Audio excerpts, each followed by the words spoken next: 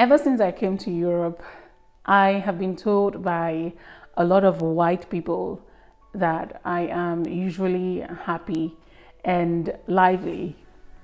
And not only that, they have also realized that a lot of Africans seem to be happy or happier despite the palpable suffering and poverty over there.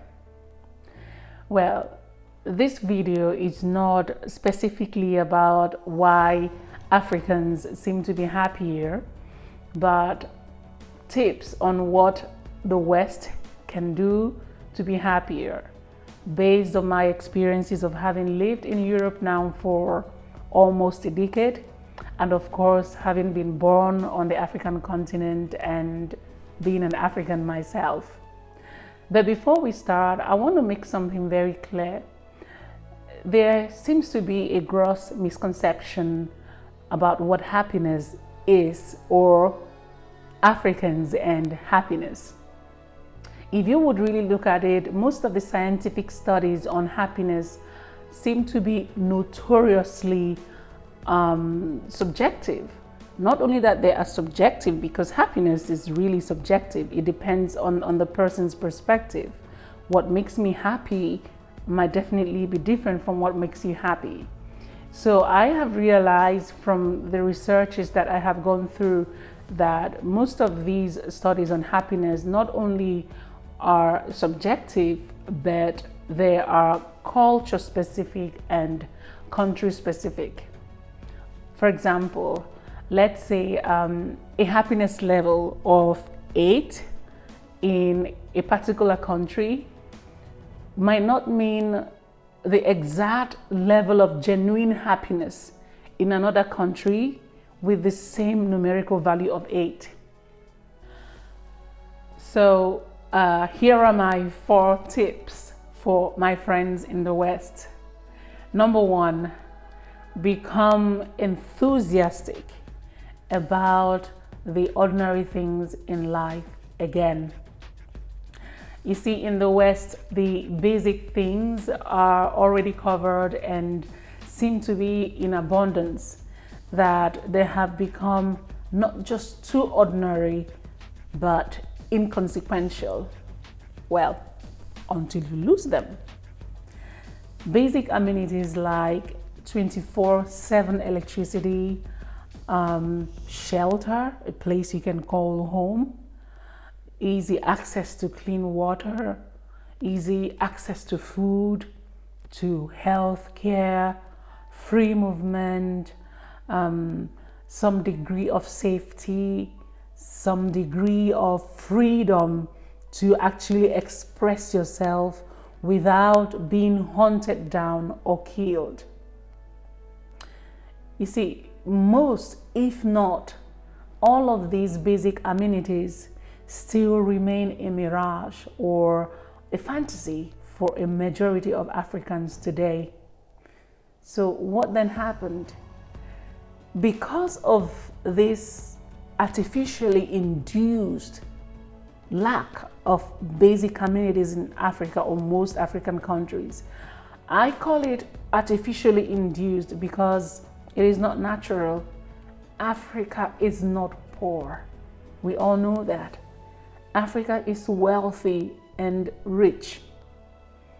So because of this artificially induced lack of the basic amenities, Africans have sort of adapted to a feeling of enthusiasm or appreciation for the very little things in life.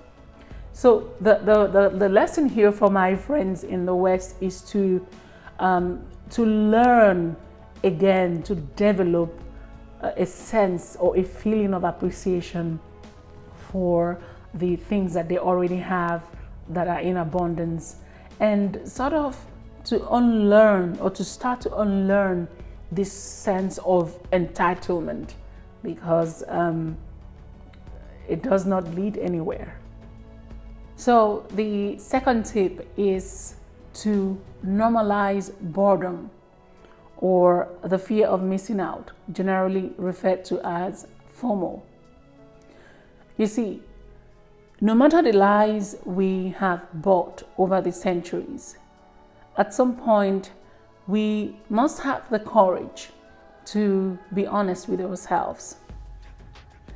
This toxic culture of endless rat race, of restlessness, of being on 24/7 is indeed anti-happiness.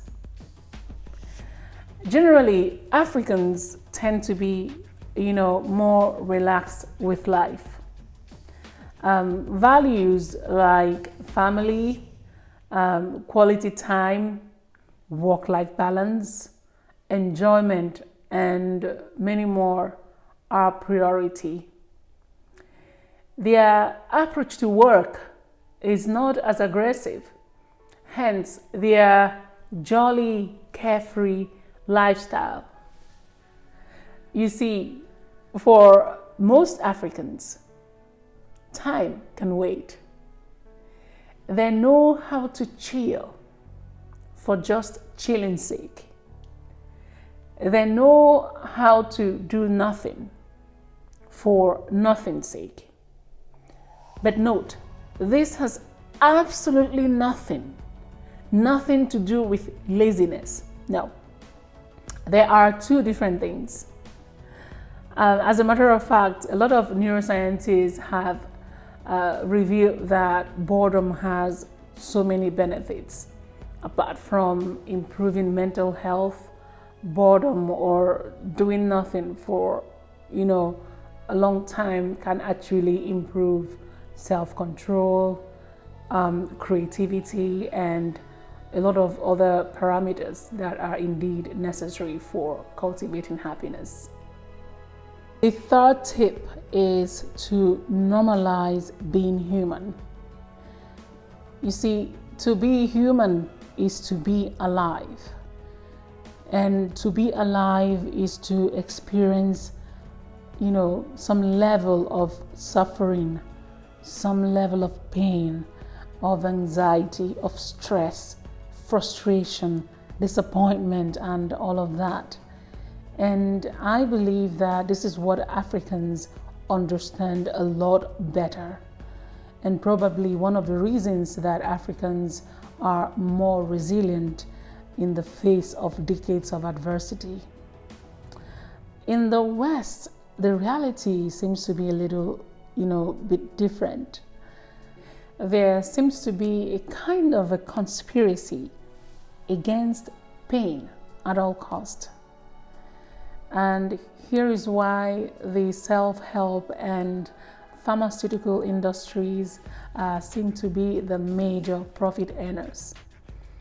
In a bid to eradicate pain at all costs, to be happy at all costs, to eradicate all forms of displeasure, discomfort, suffering, and stress, there is a massive investment in these industries, and the people in the West are sold all kinds of pills and therapy against unhappiness and depression and all of that. But the reality is that as humans, pain is unavoidable. Attempt to eradicate pain is actually to say, or to scrape or scrap our humanness, our humanity. It is not possible to be a human in this life, in this world, in this reality, without having some level of sorrow or pain. I read somewhere someone said that the river of life flows between the banks of joy and pain, or joy and sorrow.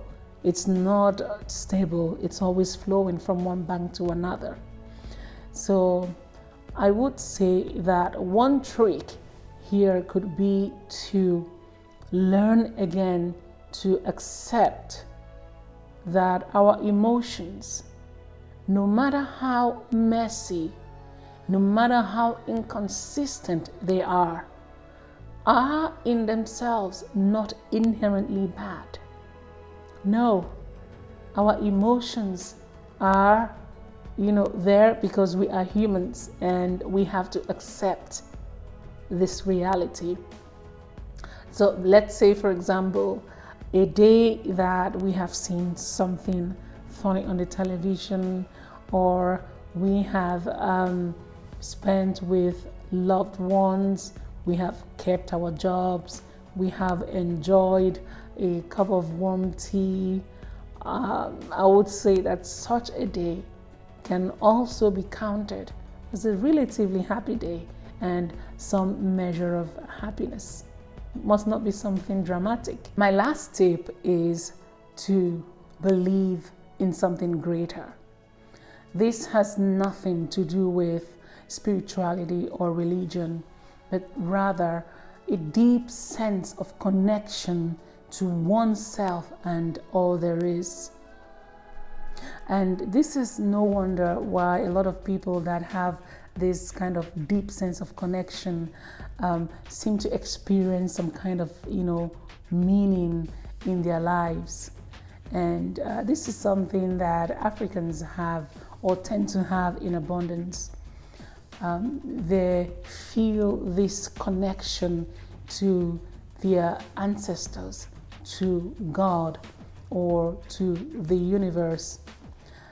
I would say that in the West, the scenario is a little bit different, and probably one of the reasons that a lot of the people here feel or have this sense of, this feeling of alienation.